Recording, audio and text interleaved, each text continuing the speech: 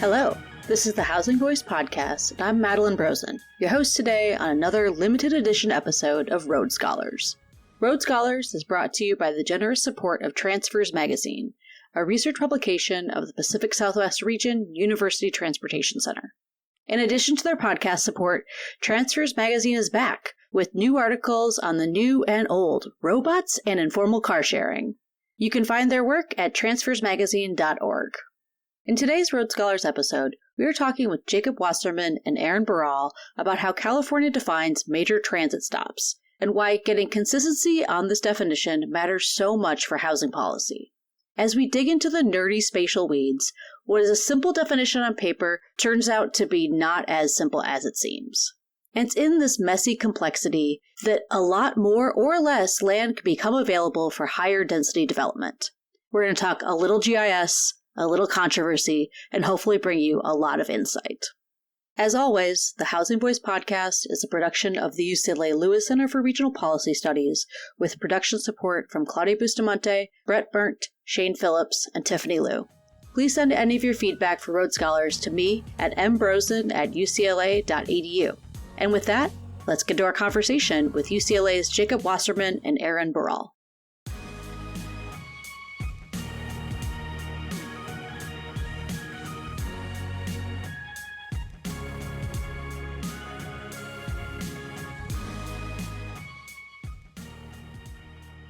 Jacob Wasserman is a research program manager for the public transit program at the UCLA Institute of Transportation Studies, and Aaron Barrall is a housing data analyst at the UCLA Lewis Center for Regional Policy Studies. Aaron has been a guest on Housing Voice before, and Jacob is new to our podcast enterprise, but welcome to you both. Thanks for having me. Yeah, thanks for having me. I'm also joined by my co-host Juan Matute, and now that we have a host and a guest from each of the Lewis Center and ITS, we've got even teams, so that's good. Hey Juan, how's it going? Hey, good to be here.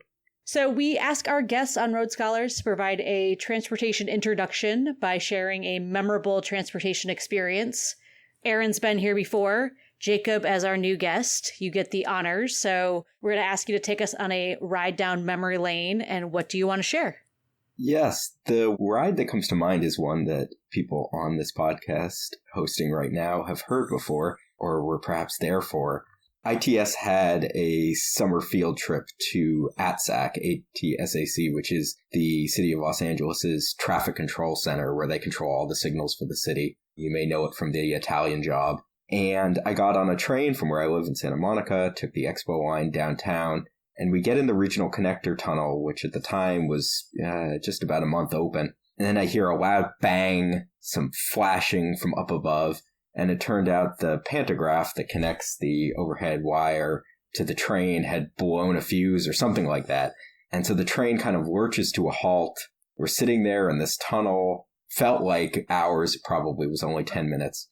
But then I hear over the radio from the driver's cab some garbled messages, and at one point it says evacuation. And I guess that was the cue, because the car behind me, they start to mutiny.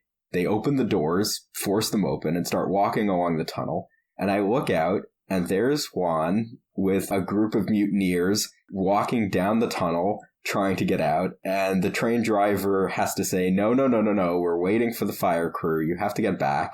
So I open our doors, I join them in the car behind. It turns out Sam Speroni and Brian Taylor from ITS are also there. Finally, fire crews arrive, and they kind of link arms along the edge of the tunnel, one every 5 feet. I can't imagine that they had other better things to do, but there they were, keeping us from falling onto the tracks. And we got to our tour probably only about a half hour late. But we might have been the first civilians to walk in the Regional Connector Tunnel. And the whole time I was thinking, like on an airplane, the cliche is they ask, is there a doctor on the plane? Well, I was hoping that the driver was going to ask, is anybody here a transportation researcher? But did not come to pass. Well, maybe they did. We just couldn't hear anything that the operator was saying. I feel like the lesson in that one was, Juan's going to take the word evacuation very seriously if he at all maybe hears it. But glad everyone got to actually where they were going reasonably on time.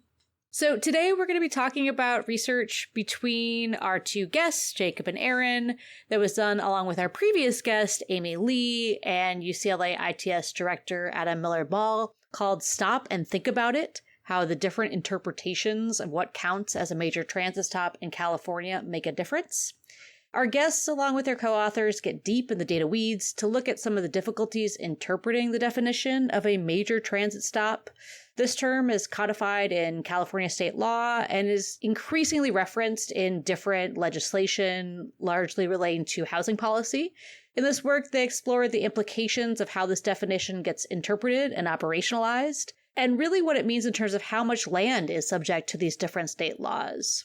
So today we're going to talk through this definition, how it applies in law, the major sticking points, the data decisions, and think ahead about what people should do with this information and conflicts, as this work finds that there's a really wide range of outcomes that could happen. So to kick off our conversation, let's set the stage a little bit. How is a major transit stop defined in California law? So if you're binging the Housing Voice podcast, you probably heard about this last episode from Amy Lee. But there are 3 buckets in state law of, quote, major transit stop, unquote. And these are rail and ferry stations, bus rapid transit stops, and I can get into what defines bus rapid transit. And then the third is where 2 or more bus routes with good service in the morning and afternoon peaks intersect. It used to be until 2024 that it was buses that came every 15 minutes. Now it's buses that come every 20 minutes. And these 3 groups cover most of the transit that in California you might think of as, quote, high quality, unquote. That's the term in state law. And on top of that, in some sections of the code, they also add planned transit. So that's transit that is in a long-range 20-year transportation plan that each region of the state defines. And it's transit that isn't built yet, but is at least identified and told to the feds and in public documents that we're going to build at some point in the next 20 years. So you take all that together, the problem is each of those buckets has wrinkles to it. You could define, say, bus rapid transit really strictly. There's one part of state code that says that bus rapid transit has to be 24/7 bus lanes. You have to be able to pay your fare off the vehicle at the station. You have to be able to board from any door. Or you could just say anything that a transit agency calls bus rapid transit is bus rapid transit. And that is a lot looser.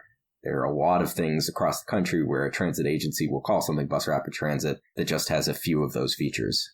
And the final fun wrinkle is that the word public does not appear in this definition for public transit. So in theory, you could consider private employer shuttles like the Google Bus to count, tourist railways like Angel's Flight in Los Angeles, and even like the Disneyland monorail and the trolley at the Grove. In theory, they come every 15 minutes. They have great service. Those could count as major transit stops. We didn't do this in our report, but it just goes to show that with a creative enough read of the words on the page, you could get those to count as well. And from that set of transit stops, most of the state laws have a radius of a half mile. If you're within a half a mile of these stops, you get certain incentives. And those areas covered within a half mile are the downtowns of the major cities in California, a lot of the built up areas of the suburbs, and then even Amtrak stops out in the middle of nowhere. There's even a request stop at a state historic park in the middle of the Central Valley, but that's technically a major transit stop too. And so from all of these, we made a minimal definition, which is kind of the most conservative read of the state law, and a maximal definition, the most liberal read of the state law, within kind of the limits of the data we had and a plausible reading of the state law either way. And we analyzed what areas was covered by each. So there's been a lot of legislation in California and various states that considers proximity to transit and gives transit a superpower. So what is that superpower when it comes to land use? Speaking for California, there are quite a few laws that use the definition of major transit stop in order to enable more affordable housing or that otherwise change different zoning regulations. But for this research, we really focused on California's statewide density bonus program. So this density bonus program has been on the books now for decades, but in 2019, the legislature passed a law that completely eliminated density limits for affordable housing projects, at least in the form of units per acre, within half a mile of these major transit stops. And this density bonus also grants additional height. I'm not sure who invented this term, but often the land use nerds in California refer to this provision as the super density bonus. It's a huge change that has actually helped enable a lot of units of affordable housing get off the ground near transit. There are a number of other laws, like the removal of parking minimums for specified projects, and this definition is used in a bill that streamlined environmental review for zone changes for small missing middle projects. Essentially, under this new framework, cities are allowed to change their zoning to allow projects up to 10 units without needing to do the previously required environmental review. There are a few other laws that I'm skipping here, but I think these are among the most impactful in my opinion. I think part of why you could make the case as to why the state is allowing people to have streamlined environmental review or skip environmental review is that trying to put housing in the place that it makes most sense, kind of as you tie it to transit projects themselves and transit service. And I think this really represents kind of an evolution in California's 20-year project now to try to align land use and transportation in an effort to achieve state climate goals. And I think we've seen this roll out not just in California, but other places where we're trying to kind of regionally coordinate land use and transportation. The way that we're doing it in California started with what was called the sustainable community strategies and these regional plans. We tied this to kind of allocating different housing amounts in the regional housing needs assessments. But a lot of these things weren't really working as well as they intended to. It was a lot of, we should do these things. But really, I think some of the first decade of this coordination just wasn't getting the outcomes in terms of this coordination, in terms of this housing in areas where we're making transit investments or where transit service existed.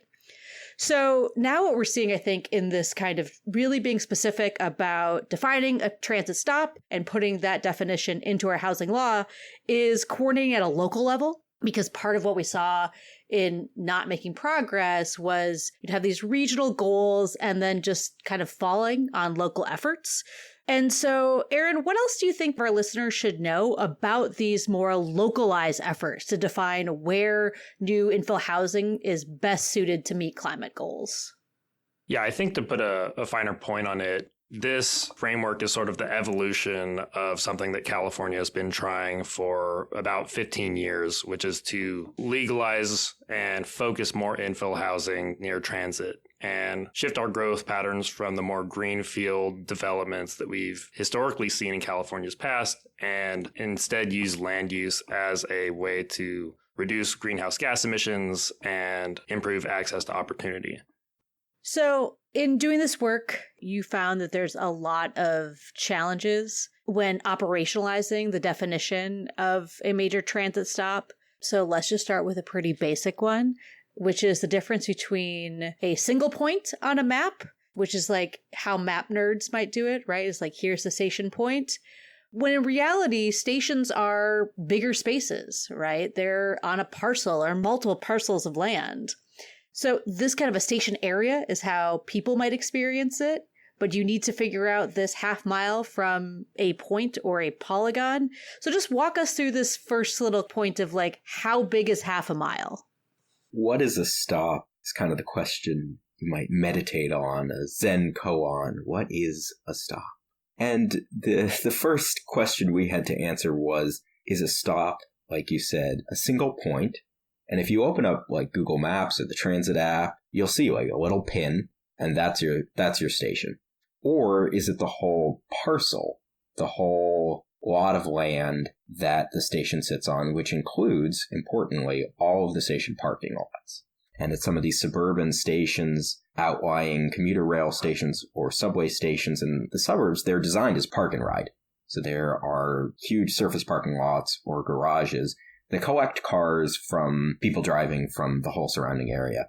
And this creates a big difference. If you just use a point, we took the example of Irvine Station. It's where commuter rail and long-distance Amtrak stop in Orange County. Just the point is about 500 acres within a half-mile radius. The parcels, 2,000 acres, so 4 times as big. And some of the reason for that is these parcels date back to when these were private railroad companies. They haven't been updated. But the state law is pretty clear that you should be using parcels. Another example, Antioch in the Bay Area. It's kind of the end of one of their subway lines, BART, Bay Area Rapid Transit. A half a mile will barely get you beyond the end of the parking lots. There's literally a half mile of parking there. And the difference then between just taking the single point on the platform and those whole parking lots matters a lot for how far out from the station you can count to get these benefits like eligibility for more affordable housing, no parking requirements, things like that.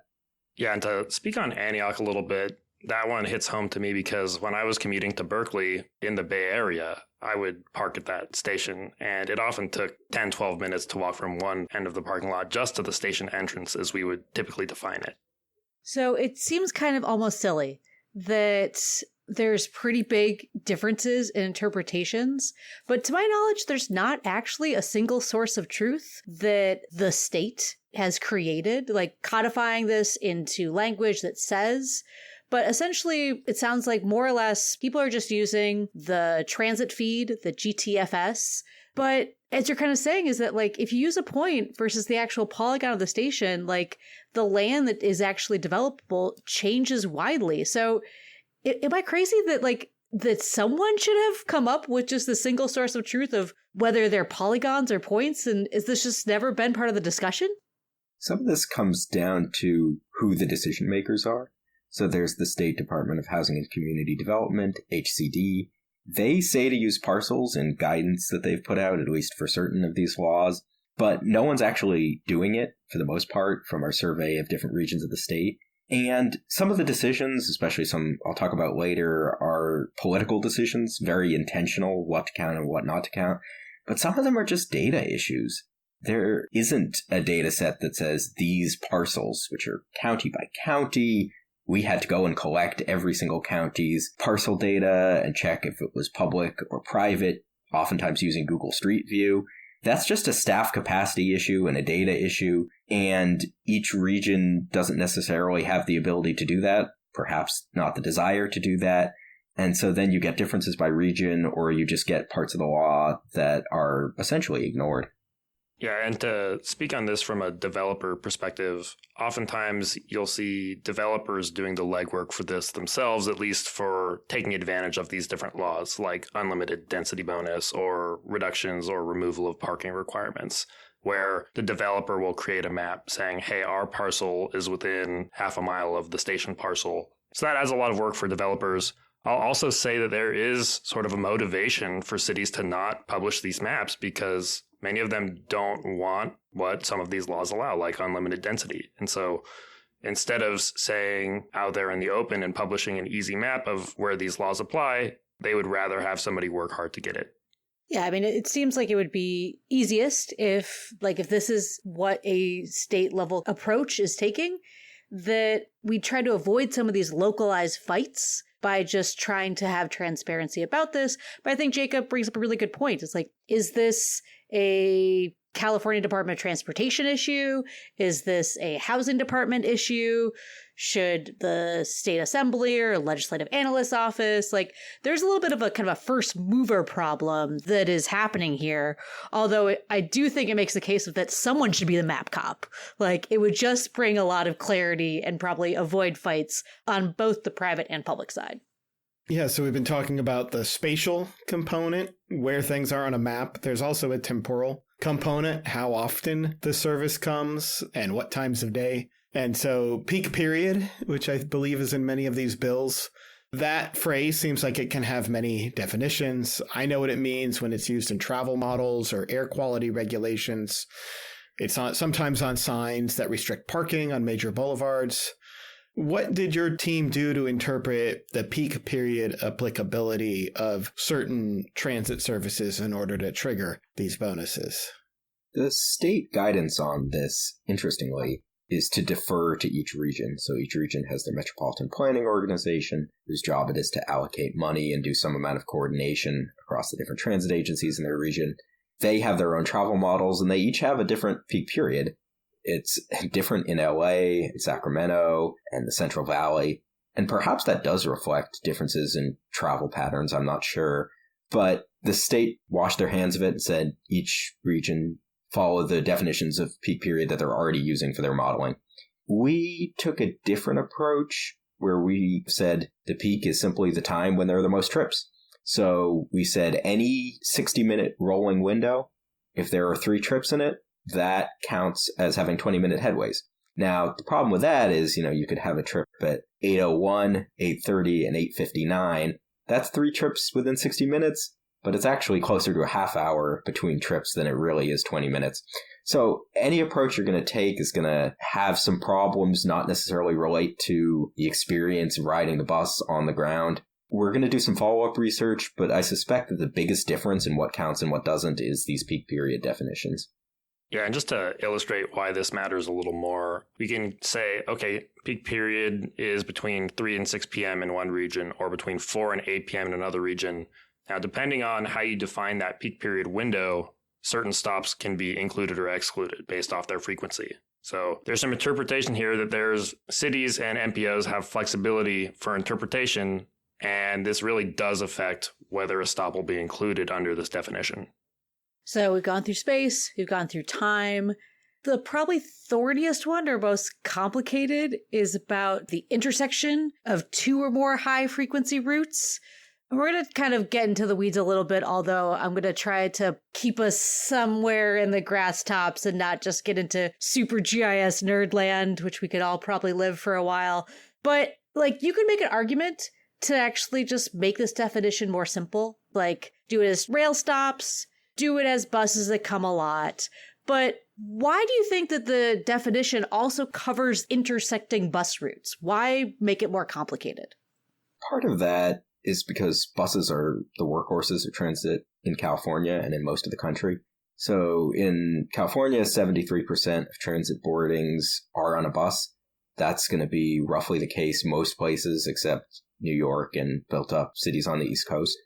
And even in LA, where we're expanding rail a ton, most riders are taking the bus. And so I don't know what the legislative debate was at the time when they first established this definition, but I think the idea was compromise between only counting rail or strict bus rapid transit, and that's actually the approach that SB 79 took, or a far more liberal approach would be to just do whole corridors. And there are actually other states that do this where you don't need an intersection. You just have one single high-frequency bus line, and the whole stretch counts toward these upzoning incentives. And so the intersections was kind of a compromise, but it's a messy compromise. Okay, so we'll get into this mess a little bit. What are just some of the most common issues with intersecting and overlapping routes that you found in your work? To try to keep this as simple as possible, there's a few questions. One is, what counts as an intersection? Do they have to have 2 routes that just cross each other directly, like an X? Or can you have routes that share a street for a block or 2, and then they diverge later? Can they share a route for a while and diverge later? And on those overlaps, there's the other question of, can you add up the frequencies of those routes? And so let's say one bus comes every 30 minutes, another bus comes every 30 minutes. If you add them together, they come every 15 minutes and they meet the threshold. But if you treat them separately, then it's not going to count. And you could have local and express routes. You could have routes that have totally different numbers. They just happen to share a corridor for a while. And so all these wrinkles come together to complicate and add discretion. So I think the one example we found was in Davis, California, which is home of UC Davis. There's a big loop of their bus system, their Unitrans. One direction is called the P, and one direction is called the Q. If it was just labeled as the P clockwise and the P counterclockwise, then it would be one route, but for whatever reason, they chose to classify them as 2 routes. And because they're 2 routes, then they can intersect with each other. And so these classifications, the way that they name lines, are you doing the 29 or the 29A or the 29 rapid, affects whether an area is eligible for affordable housing, which in some ways is kind of crazy. And the last wrinkle is, what does it mean to transfer between buses? So the law, in theory, doesn't say anything about that. It just says where 2 bus routes cross. and you don't even technically need a stop if you're just reading the text of the law. But every jurisdiction we looked at had some sort of distance where you had to qualify to transfer between them. But some jurisdictions said 150-foot walk, some said up to 500 feet walk. And that's a pretty big difference. There are some stops that are 500 feet from each other at a major intersection where there's wide roads and a ton of traffic. And those still count as a transfer in those jurisdictions, and people will still make that transfer between those two bus routes. But it's a pretty far walk. And in other places, those aren't going to count as major transit stops. So it sounds like in Davis, they have to mind their P's and Q's. It also sounds like there's some ambiguity here in what points or shapes have applicable density bonuses and the applicable area that these density bonuses apply to. So there's a minimum and a maximum area. What's the difference between these areas? We found that there was a huge difference in the raw acreage covered under these different interpretations of state law. Our maximal with planned stops covered roughly 1.9 million acres across the state, compared with about 600,000 acres under the more conservative minimal definition. Maximal without planned transit is about 1.7 million acres. There's quite a lot of potential added just through those planned transit stops too. And when we consider large multi-family zone parcels that are likely eligible for the state density bonus program, we see a similar picture. The maximal approach roughly doubles the number of parcels and acres that are eligible for this super density bonus program compared to the minimal scenario. And it's really important to recognize that these different interpretations have dramatic effects on the regulations that a developer or a project faces. Whether a small project needs to include parking or whether an affordable housing project can build 3 times as many units as allowed under the base zonings can, in some cases, completely depend on how you interpret the frequency, intersection, and half-mile buffer provisions of this law. And so while these numbers and interpretations are a bit abstract and esoteric, as we just got into a little bit, they really are quite important and directly impact the state's and other states' abilities to respond to our housing crisis by building more affordable housing, by building it in more places, and hopefully at lower per unit costs through economies of scale. A member of our research team, Chloe Ing Lee, she's an undergrad here at UCLA, she just looked at the points versus parcels issue for rail and ferry stops, let alone all the other things we've raised. Just looking at that, the number of actual annual housing projects permitted goes up by 45% based on parcels versus the radius based on points. 45% more housing projects, just depending on which definition you're using. And, we know that not every piece of land that could be developed into a high density place is going to be actually developed, right? So we kind of want as much land as possible, given that only a certain amount of this land is going to actually turn into housing units. So you could say that, 45% more land could be developed, but that doesn't mean all of it will. And in a state that's just so far behind housing unit goals, it seems like it's in the interest of trying to maximize this definition as much as possible to try to slowly get us to kind of meeting the goals. I think that's a fair assessment. And so I would imagine there are sort of 2 aspects that the legislators were thinking of when they were writing this. The first is, okay, let's just expand that pool of land, like what you were saying, Maddie. Let's make sure we can build in more places that are efficient and close to high quality transit. And then the second is, let's make sure those projects get off the ground and we really get our value out of them. You can imagine a situation where maybe under the existing zoning code of a city, you can build 10 units on a parcel and it's close to a train station. Well, that might be pretty good, but perhaps this parcel has the infrastructure, it's large enough to accommodate 50, and somebody wants to come in and do that. Why not build 50 instead of 10? It makes sense from an affordable housing perspective. It also makes sense from a transit perspective because you can add additional riders within that immediate transit shed for the station. So it really checks a lot of different boxes all at once. I was really having a hard time not hysterically laughing at this image. Did you AI this Paul Blart Map Cop situation? Yeah, when I saw Map Cop, I thought of Mall Cop, and then I was like, Paul Blart Map Cop coming out of Sacramento with the proposed density bonus. I need to drain some lakes in order to create that image. So, with how contentious development is in California, it seems like those who control streets and where transit service goes may have an incentive to reduce or eliminate transit service in order to avoid these density bonuses. Do you have any evidence of this? Good news, bad news. The good news is that we went back in the historical archives and we found what transit service was in 2014 and 2020, right on the eve of the pandemic.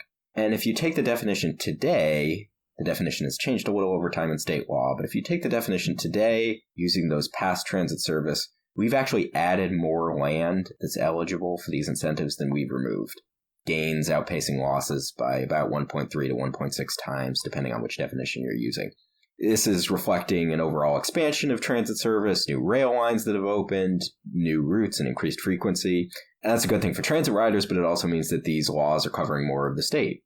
I think the big counterexample, and Amy mentioned this last episode, is Atherton, California. It's a well-off suburb in Silicon Valley. It's the closest thing we have to a smoking gun. There was a rail station there, Caltrain commuter rail. It was a stop that had fairly low ridership, was only served on weekends anyway. The platform in the middle was too narrow, and so only one train could stop at a time. So there were other reasons to close it, but in public meetings, the leadership of the city was incredibly explicit that they wanted to close it because they wanted to avoid state zoning mandates. And so the vice mayor was in one of the meetings said there's a serious risk with the potential for state-driven housing mandates that override local zoning as his rationale for voting to close it. So that's an example, and there may be a few more coming down the pike, unfortunately. I think the bigger worry, though, is unintentional consequences, where, let's say you're a transit planner, you have a shortage of operators to run your buses, so you change frequencies on a route from every 18 minutes to every 21 minutes. You may not even know about these zoning laws when you're doing that. You have unintentionally taken areas out of eligibility for affordable housing. And the situation even applies to rail. There was a rail spur, a light rail spur in San Jose, the Purple Line, that was closed. It was pretty low ridership and they closed it. And so now those stations aren't eligible either. So we have decisions about housing being made totally unintentionally by transit planners, which, if I'm a staff person at a transit agency, is not what I want to be doing or what I want to be thinking about. I want to be trying to plan the best service for my riders, and tying it to upzoning has created these conundrums and these perverse incentives.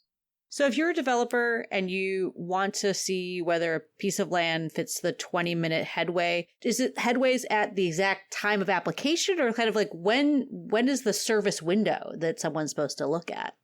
So with most zoning issues in the state, it is when you apply, and there were some state laws around this to prevent cities from post facto changing their zoning after they got an application they didn't like. But it does raise the issue that you might want to get rid of the perverse incentive to cut transit in some way.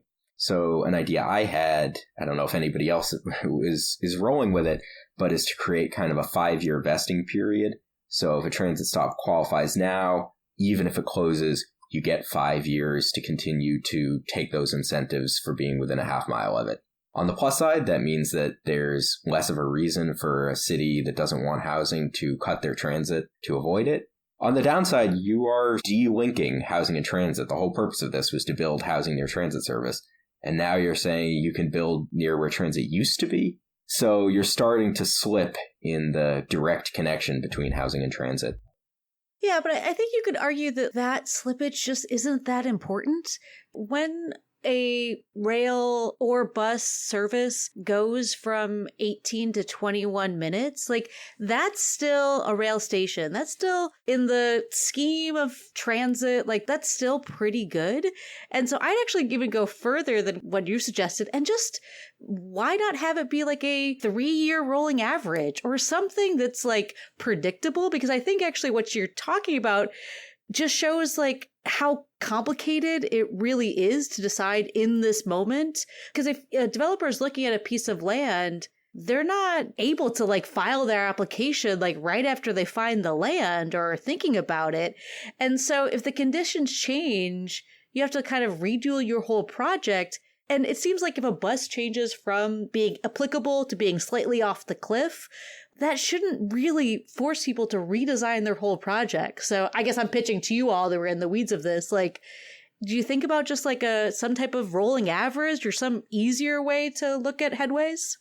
Yeah, I think that this really represents sort of a shift towards more performance-based zoning, which is what you're allowed to build is conditional on some type of external factor, be it transit proximity or transit frequency or some other benchmark, like in the city of Los Angeles, which uses opportunity areas. And I think that this does create some type of misaligned incentive. And what Jacob suggested, it's better to do a vesting period that maybe you can take the highest point over the last 3 years, maybe a rolling average or some type of moving window that covers at least a substantial enough time in the past that developers don't face any uncertainty. They know that they can move forward with the project even if there's a small change in the future.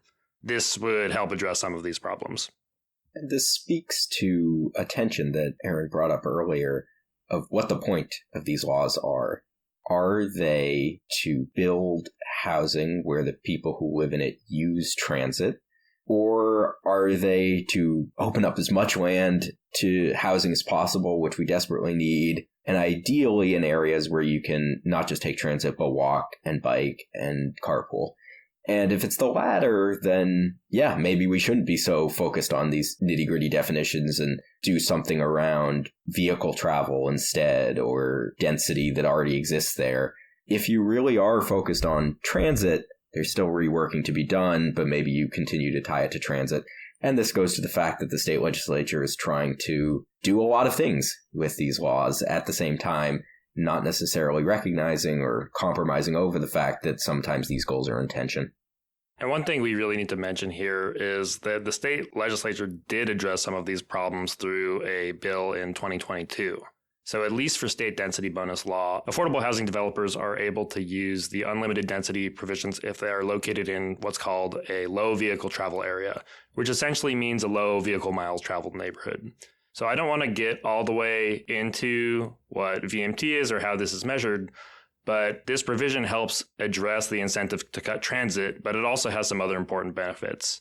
So the first is that many areas that are near major transit stops are also VMT efficient. Not all, but a lot of them are.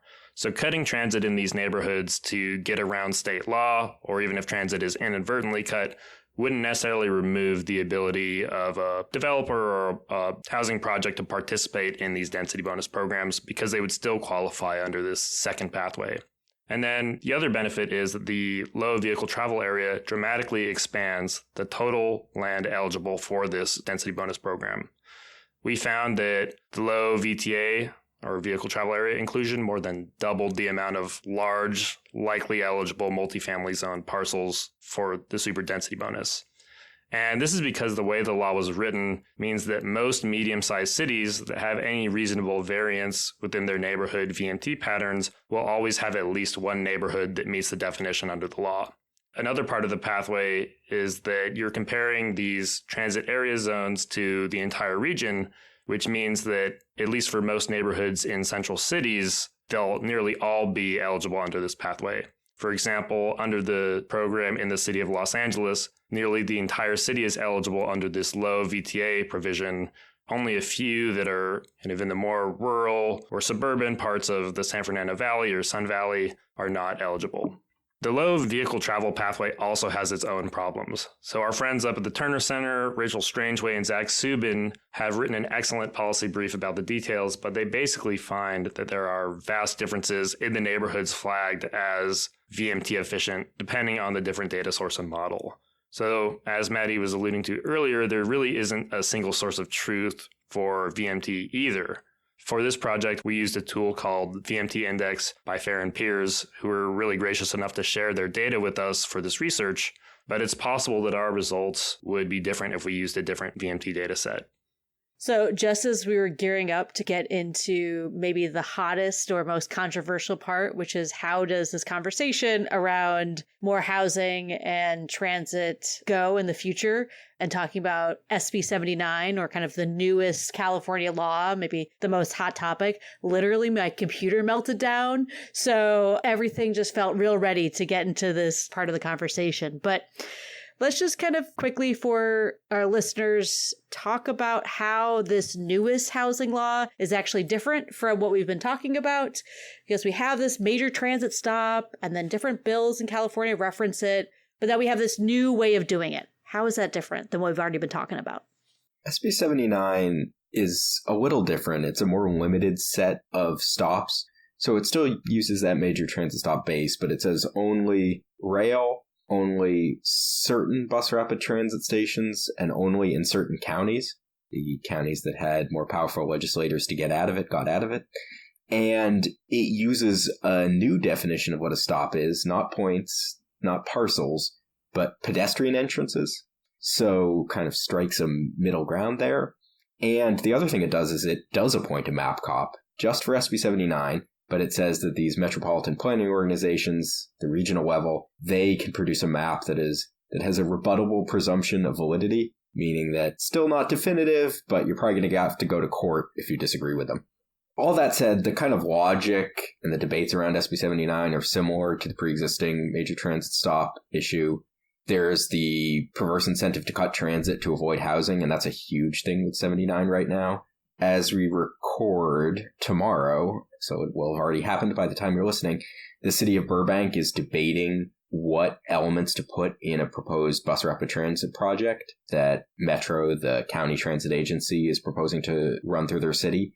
And the debate is less, from what I've seen online and in the agenda, less about, what type of service improvements like full-time versus part-time dedicated lanes are going to help the transit run better. It's less even about grievances from drivers about their lanes being taken away. It's all about SB 79. It's all about, is this going to meet the threshold that's going to upzone minorly parts of our city around these stops? And I say minorly, it's like 6 to 9 stories. But this debate is coming to a head. It's not just the Atherton Caltrain station anymore. And there was this cleanup bill this session, Senate Bill 1361, where LA County basically just tried to exempt themselves. They said, because we're doing a good job, we have this program to use publicly owned parcels around our stations to create housing, which they are doing. We should get an exemption from SB 79. And that went to committee, and the committee actually flipped it on its head. And they said, no, LA County still counts. And instead, we're going to say that a local city can't use housing reasons, SB 79 reasons, in order to deny transit projects. And so that bill now became something that's trying to cut down on these perverse incentives. We'll see if it passes. We'll see if the language is where it needs to be to rein in these kind of discussions. But SB 79 is the boogeyman of California planning right now. And it's all about fighting about what elements are in transit projects and when they're going to be built. Yeah, and putting all my cards on the table here as somebody who is really excited about the potential for SB 79 to help address our housing crisis here in California, this is a nuanced situation. Let's not pretend like we can't understand why Metro is a little bit afraid of SB 79 as a new source of community opposition for service expansion, for new rail, for BRT. I mean, we're actually seeing it on the ground here. And so I think that there is a lot of potential with this new cleanup law, but like Jacob said, this is probably going to need to be an iterative process where every year the state legislators come back and they say, okay, do we need to close any loopholes? How can we ensure that SB 79 is not being used as a cudgel against transit expansion? And so we can really build out both of our transit network and capacity while we're building affordable and market rate housing. I have to say that I have a hard time trying to parse out, like, really, is this opposition to new housing? Is this opposition to transit? It just feels like it's all kind of opposition to change. It's just a different flavor of a similar argument. And so it's heartening to hear that there's going to be iterations to try to close these loopholes because, yeah, we don't want implementation whack-a-mole, right? Which is kind of what we're seeing play out. So the goal of your work is to not just have us researchers dig in the data and come up with all these different policy problems, but to actually kind of go to where we started, is to think about how transportation and land use can be aligned, to do this transparently, to do it easily, so that new developers can see what type of incentives they're eligible for. Are there other examples, whether it's in different sectors of California or just from other places, that have just been done easier than how we're doing it with this major transit stop definition? I think it's important to question why we have ambiguity in law, to take a political science hat for a second. You're never going to write legislative code that gets rid of all ambiguities. And a fun example is there's one of these sections of law that says if you're near a major transit stop or a car share, and I saw an application from a developer where they listed their personal car on Turo, which is like an app where you can rent people's cars. And they said, my car's a car share, now it counts. And it actually got through. And so you're always going to have loopholes one direction or another.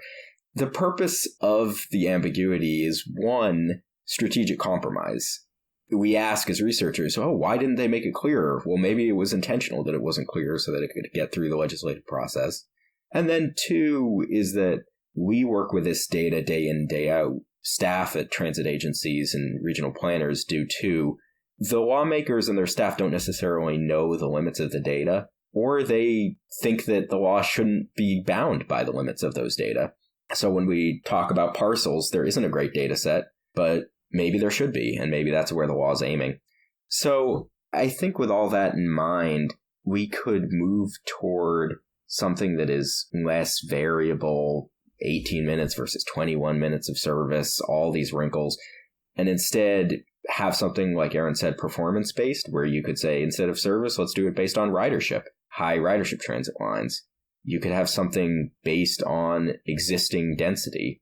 And other states are kind of feeling this out. I know that Illinois and New York are either considering or adopting incentives for building around transit. And the other thing to step back is that, the state defines high quality transit as a bus every 20 minutes. Let's not lose the fact that that's terrible service. If you're waiting 19 minutes for a bus, you're standing outside for a long time in the sun or in the cold in other parts of the country. And if you're a European or someone from South America and you see that we're calling high quality transit every 20 minutes, you'd be aghast. So it's important to step back from the technical definitions and think, what are we really considering good transit? How are we really focusing our housing around transit that's going to work for the people who are going to use it? So I guess you're kind of trying to inspire us to think beyond just this codified definition that is trying to be a compromise, right? Where it's trying to cover an amount of land that's reasonable, that's not trying to grab everything, but that, if you're a transit rider, you are expecting something a little bit better. But in a ways, this is kind of just trying to nudge us forward. And I think that the evidence hopefully will show that this is the next evolution, that it's better than where we're coming from, these just regional sustainability plans.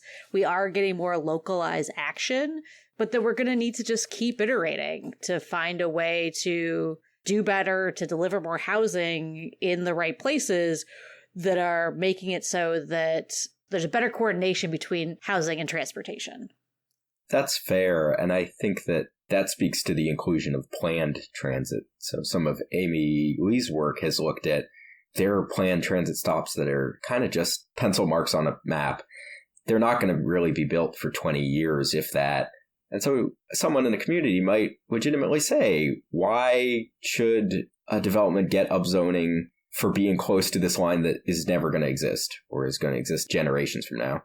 On the other hand, to your point about the coordination, you can see in other countries, and even some examples in the US, where if you build housing at the same time you're building transit, you can create a planned mixed-use community around a transit hub that works really well. And so there is a point to this future transit being part of the definition. It just requires careful integrated planning across transportation and housing sectors that at the moment in California doesn't exist outside of a few examples. Yeah, it's a classic chicken or egg problem. I mean, I've been to a lot of community meetings where people say, oh, well, it sounds great to have more housing here or raise densities or something like that, but there's just not enough transit there yet. Okay, so if you plan the transit first, then you can get this type of density that makes transit successful over time, not all at once, but maybe over a 20-year build out. And then by the time that this new transit line is open or bus stop or frequencies or service is added, you really have the residential support there, the residential density. Once you have the build out, you'll have the density that's needed to make these transit lines successful. Yeah, it's a great point. These things don't just happen overnight. In Los Angeles, outside of downtown, the places where we have most transit and the most density are the place we have the most ridership, right? Like these things do naturally come together when they're planned really well. And I think that what this idea is trying to advance is just starting somewhere, right? Like we have to start with the plans that we're making and trying to guide our housing investments towards those. It's not going to be perfect. You've highlighted so much of the mess that people are wading through and interpretation, but whether it's the chicken or the egg, we got to start on one side of it, right? And so I think what this work is doing and what the intent of doing is towards coordination. And I guess kind of time will tell a little bit how well it really worked. So on Rhodes Scholar 30-year edition, we can reevaluate what's happened here and what worked, what didn't. Stay tuned. Yeah, we can go back to the, what was the BART stop? Antioch BART. It's an e-BART stop, actually. Because it doesn't actually go through to the BART system. You have to go to Antioch and then get on a little thing to get on the bigger thing. Well, in 30 years, at our anniversary of this show, we can take a field trip out to Antioch and kind of see if the housing has really developed outside of that parking lot and kind of created this positive cycle of housing and transportation out there. Well, with that, thank you both for joining and for getting into the weeds of the data and what this means, and have a good rest of your day. Thanks so much. Yeah, thanks for having me. You can read more about Jacob and Aaron's work on our website, lewis.ucla.edu, where the show notes and transcript can be found. Thanks again to Transfers Magazine for their support. You can find them at transfersmagazine.org. The UCLA Lewis Center is on Blue Sky and LinkedIn, and thanks for listening.